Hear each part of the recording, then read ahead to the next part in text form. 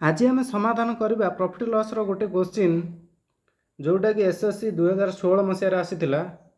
आसतु से question T समाधान करवा। प्रश्न कौन दे पढ़ा।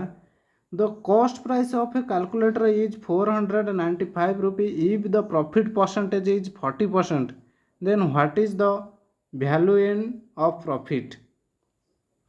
ताहले ये प्रश्न रे हमको कौन पचारि ताहले प्रश्न हमको कौन पचारे 40% देजी ये 40% मूल्य बाहर करार अच्छे 40% केते।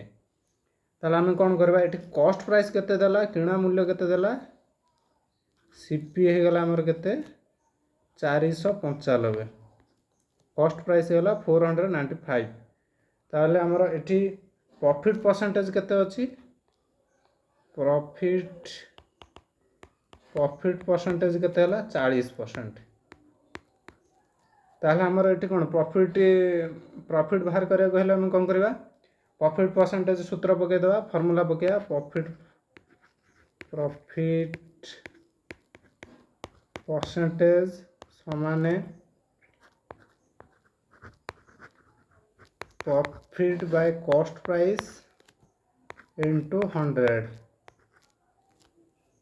ताहले प्रॉफिट परसेंटेज रा हमर केते हला 40 एडी दे देछि 40 हम 40 लिखिदेले समान आमर प्रॉफिट केते अछि प्रॉफिट आमर बाहर करियार अछि प्रॉफिट मूल्य बाहर करियार अछि हम प्रॉफिट लिखि दउछि एठी बाय कॉस्ट प्राइस केते हला 495 495 गुणन एटा केते हला 100।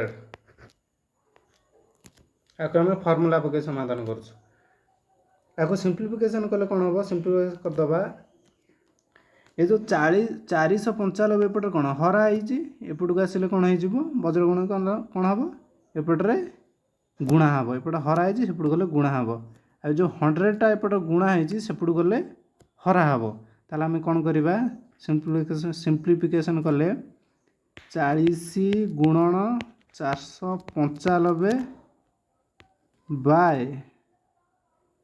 100 समान प्रॉफिट।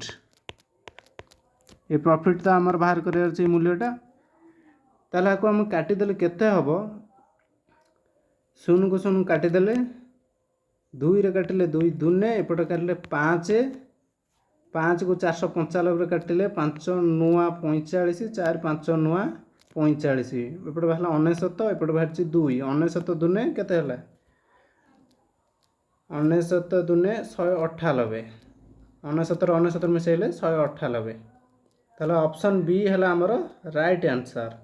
जदि आपण फॉर्मूला पकई न करबा को चाहूचंती ताहले कोन करिवे ए जो 495 देइछि ना 495 रो 40% केते ताहले 495 लिखि देबे र माने गुणन 495 रो 40% र माने गुणन 40% 40 बाय परसेंटेज होची 100 लिखिदेवे एठी काटी देले 0 0 कटि गला 2 रे काटिले दुने एपटे काटिले 5 5 को 495 काटिबे केते हला 99 दुने केते 198। आपण एबागे काढी परिबे एपट एबागे काढी पारे नचेत से भଳି भी काढी पारे भଳି भी काढी परिबे फार्मूला पकई। जदि आपण एई भଳି वीडियो देखिबा को चाहूचंती आपण हम चैनल को सब्सक्राइब करि परिबे। कॉम्पिटिटिव एग्जाम पई एई भଳି क्वेश्चन आमे प्रोवाइड करिवु। जय जगन्नाथ।